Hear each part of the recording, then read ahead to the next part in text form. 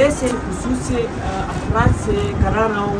جن کی کہانی سن کر آپ لوگ بھی حیران رہ جائیں گے اور انہیں داد دیے بغیر نہیں رہ پائیں گے۔ یہ ہے محمد اعجاز، جو قوت سماعت سے محروم ہے، کچھ کہنے سے، کچھ سننے سے، کچھ بولنے سے معذور ہے، لیکن انہوں نے اپنی اس معذوری کو مجبوری نہیں بنائی۔ 1991 سے انہوں نے ٹریلر ماسٹرنگ کا کام شروع کیا، انہوں نے کپڑے سینے کا کام شروع کیا، اور آج ان کے دکان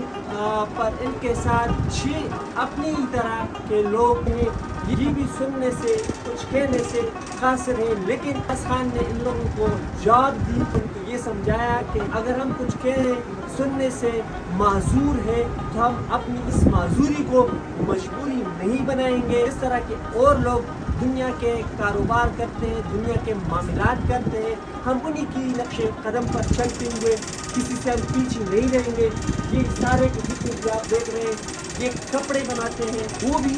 VIP کلاس، فرسٹ کلاس کپڑے بناتے ہیں پورے بڈگرام میں۔ اعجاز بھائی جو ہے یہ مشہور ہے، اور ان کی کوالٹی،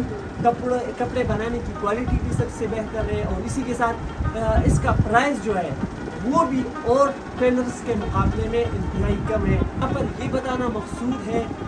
کہ اگر انسان کوشش کرے تو سب کچھ ممکن ہے، اور اگر یہ لوگ کچھ کر سکتے ہیں، جس طرح یہ کچھ کہہ نہیں سکتے، کچھ سن نہیں سکتے، اس کے یہ بتا رہے ہیں کہ پاکستان میں لوڈ شیڈنگ کا جو مسئلہ ہے، لوڈ شیڈنگ سے یہ بھی تنگ ہے، کہہ رہے ہیں کہ لوڈ شیڈنگ کی وجہ سے گرمی بھی ہے، اور جنریٹر